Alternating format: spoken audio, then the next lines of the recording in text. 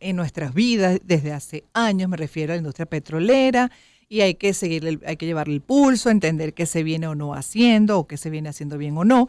En el caso, por ejemplo, de lo que es la firma de acuerdo, el acuerdo entre PDVSA, Eni y Repsol para la exportación de líquidos de gas natural, tenemos a Evanán Romero, quien es experto en la industria energética mundial, y justamente con él queremos revisar, bueno, básicamente esta acción pues dentro de las políticas públicas y en qué puede derivar que sea favorable para Venezuela. Buenas tardes y bienvenido.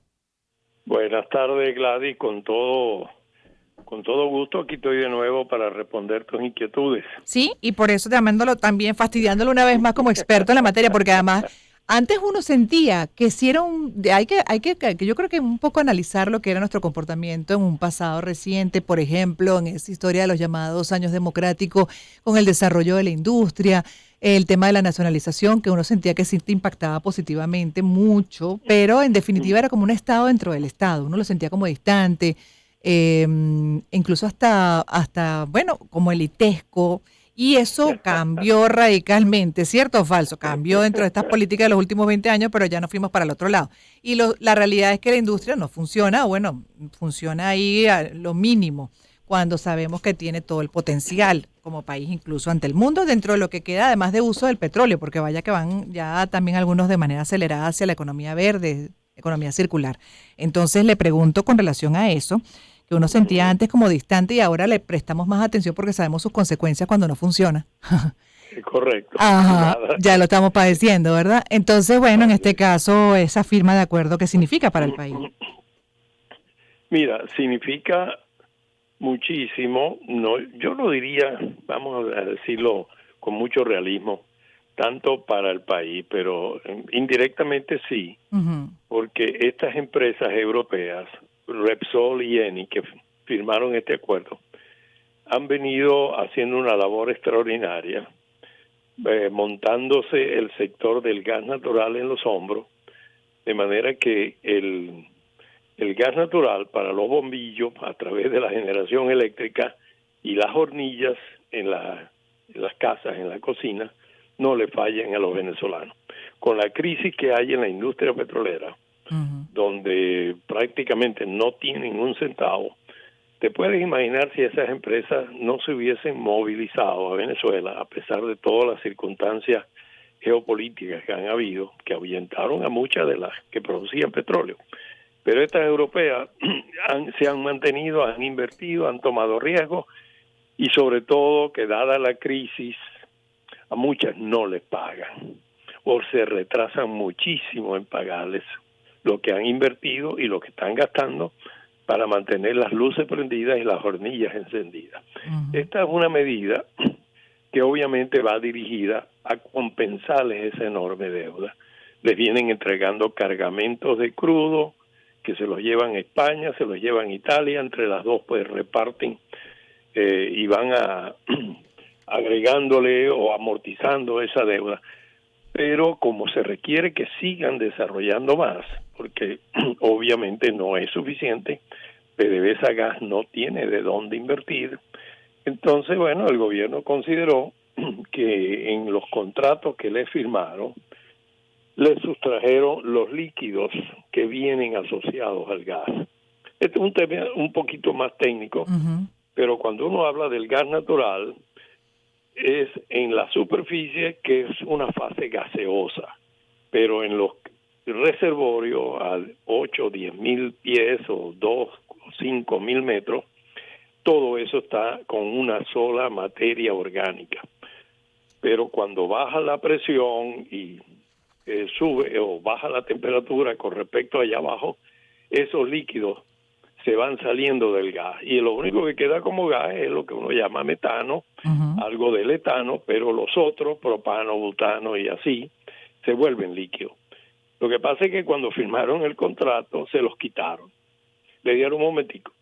Ustedes firmaron por el campo, ustedes invirtieron, tomaron riesgos, pero los líquidos son míos. Y eso se los estaba quedando PDVSA y los están obviamente procesando en el centro refinador de Paraguaná, donde tiene gran utilización, los debe usar mucho petroquímica no tiene ahorita capacidad para usarlo, pero esta medida está dirigida a compensar a estas empresas para que sigan invirtiendo. El campo Perla, que es de donde se refieren, es muy rico en estos líquidos.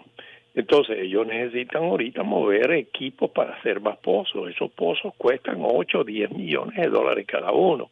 Y si tú además no le pagas el gas porque no te alcanza, porque la electricidad no la facturan o la gente no tiene con qué pagarla, alguien tiene que pagar esa factura. De manera que esto es una medida muy sana, muy sabia, necesaria para que reduzcamos al mínimo los apagones, porque de otra manera no habría.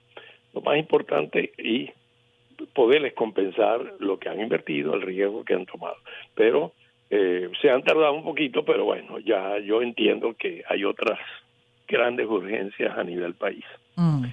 ¿Qué otra cosa te preocupa? Pero, bueno, no, y le agradezco mucho. Estamos hablando con Evanán Romero, experto en la industria energética mundial, justamente revisando lo que es la firma de este acuerdo entre PDVSA, Eni y Repsol para la exportación de líquidos de gas natural. Pero dentro de lo que han sido las últimas reanudaciones de acuerdos, por ejemplo, en el caso de Estados Unidos o en el caso también de las islas, bueno, al final, ¿dónde nos dejan parados en cuestión de repente de un corto o mediano plazo? También pregunto esto porque durante los últimos años incluso se han vendido activos en el exterior, está el punto y aparte de Citgo, pero la realidad es que cuando uno, bueno, revisa lo que nos queda, la industria en lo que estamos y lo que se está dejando de hacer dentro de ese recurso natural, que es un privilegio, pues la pregunta que uno se hace es, bueno, más o menos qué tan buenos o malos pasos estamos dando de cara a lo que viene. Ya esto es una realidad, ya esto ha pasado, ya perdimos, ya. Ok, ahora, ¿qué tan conscientes estamos del mejor uso de esa industria fundamental para el país? Bueno, yo creo que estos son pasos, como digo, necesarios, justos, compensatorios a un grupo de empresas, en este caso las europeas, que se han dedicado más hacia el gas natural, pero que inclusive necesitan otros incentivos más. No hay duda que los 550 millones de pies cúbicos que de ese campo están desarrollando, ese campo tiene una planificación de 1.200, el doble. ¿Por qué no lo han hecho? Bueno, básicamente porque tienen una factura muy grande y nadie quiere acrecentar esa exposición financiera, donde de verdad los accionistas le reclaman, estoy seguro, a Repsol y a Eni, ¿hasta cuándo vamos a seguir esperando y exponiéndonos? Entonces, bueno, yo creo que esto va positivo, pero ellos tienen que continuar el desarrollo del Campo Perla. Campo Perla es uno de los grandes gigantes de toda América, incluyendo Estados Unidos y Canadá y Brasil, que tiene otros campos grandes. Nosotros en esa cuenca del Golfo de Venezuela tenemos a Perla. Los geólogos están convencidos que hay por lo menos 2 perlas más de ese tamaño. Estamos hablando de 15 TCF, que son tera, 10 exponencial 12. Eso significa 6 veces las reservas de Colombia. Significa casi 2 veces la de Trinidad en ese campo. Imagínate tú lo que tenemos los venezolanos. Mucha gente dice hay que olvidarse de los hidrocarburos, hay que ir para la energía solar. Por supuesto que están equivocados. Eso todavía no está al alcance para generar ingresos que necesita el país. Y sobre todo que tenemos ese recurso todavía que se puede explotar, que se puede aprovechar. Como vamos a pasar al otro que tampoco es una de nuestras fortalezas, aprovechemos ese para diversificarnos y ver cómo más adelante podemos ser robustos en todo sentido, pero por ahora es el que tenemos, ¿no? Que hay que saber administrar. Bueno, pero mucha gente está perdiendo esa perspectiva de que la realidad es que nosotros hemos sufrido un colapso como ningún otro país por 25 años y no nos podemos embarcar, por más que quisiéramos, en esa línea de las energías verdes, porque esas no dan dinero para ir al supermercado. Todavía no. Por supuesto, todo el mundo espera, Noruega, Dinamarca, Holanda, Gran Bretaña, Alemania, sí, ellos sí se están moviendo, pero ellos no han sufrido el colapso que ha sufrido Venezuela. Bueno, pero es que Noruega más bien hizo uso inteligente, también, señor Romero, hizo un uso muy inteligente del petróleo, mira, ahí está la diferencia. Bueno, ya puede voltear para otro lado a ver qué otra cosita hace, pero esa la ha hecho muy bien. Tienen dinero en Noruega como para 200 años, más de 30 generaciones. Imagínese. Y empezaron más tarde con nosotros en 1974. Un país de 5 millones de habitantes. Y nosotros lo anunciamos el mismo año, cuando la Agenda Wow. Venezuela de Calandres Pérez se creó el fondo. Parece que el fondo no nos duró 5 años de los palos que le dieron todas las empresas estatales. Bueno, Ujú. pero esa es otra historia. Es otra historia, pero además también otra cosa que a mí no me cuadra mucho, y ya para terminar, porque se nos acabó el tiempo. Yo disfruto mucho hablar con usted y sobre todo que tenemos que conocer definitivamente Gracias. más lo que tenemos, justamente cuáles son nuestras fortalezas, nuestras debilidades y ver cómo podemos ser mucho más efectivos para desarrollar un país de verdad.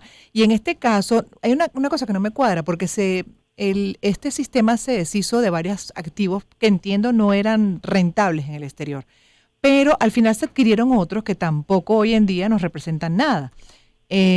A mí esa no la entendí, esa jugada, ¿por qué? Mira, vamos a tener que hacer otra Sí, sesión cuando pueda y hablamos de la internacionalización. Lo único que nos quedó fue Citgo.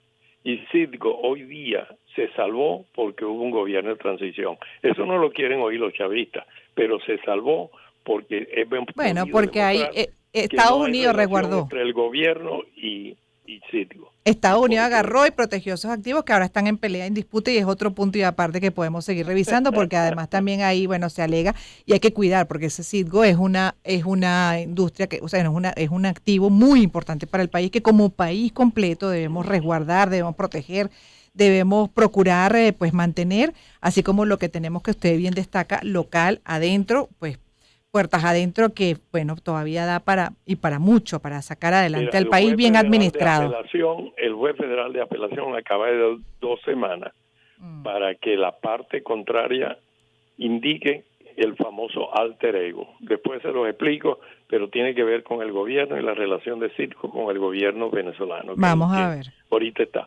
Pero hay que en las próximas 2 semanas alertarle a los venezolanos la importancia y el impacto que tiene salvar esa empresa, no porque vale ahorita 15,000 y valía 3, se ha aumentado en 2, sino que puede valer 40 y más miles de millones de dólares si los venezolanos la salvamos. Pero Bueno, vamos a dejarlo para que más adelante, podamos así es. volver a hablar de Se esto. nos acabó el tiempo, lamentablemente, pero Gracias. mucho y eso, y proteger nuestros activos, Sí. pues así es, Ok. dentro de Venezuela y fuera de Venezuela, que bueno, que son además los que hoy en día contamos, tenemos, hay que administrar correctamente, sacarles el mayor provecho con la conciencia puesta además a pues un desarrollo sostenible de Venezuela y en todas las demás áreas también que están ahí como esperando a ver cómo, cuándo es que podemos fortalecerlas para finalmente tener esa calidad de vida general para toda la población y las mejores condiciones para emprender desde adentro, obviamente, e impactar también en el exterior con lo que se haga en Venezuela. ¿Cierto o falso? Listo, vámonos, pues. Son las 4:48, aprovecho para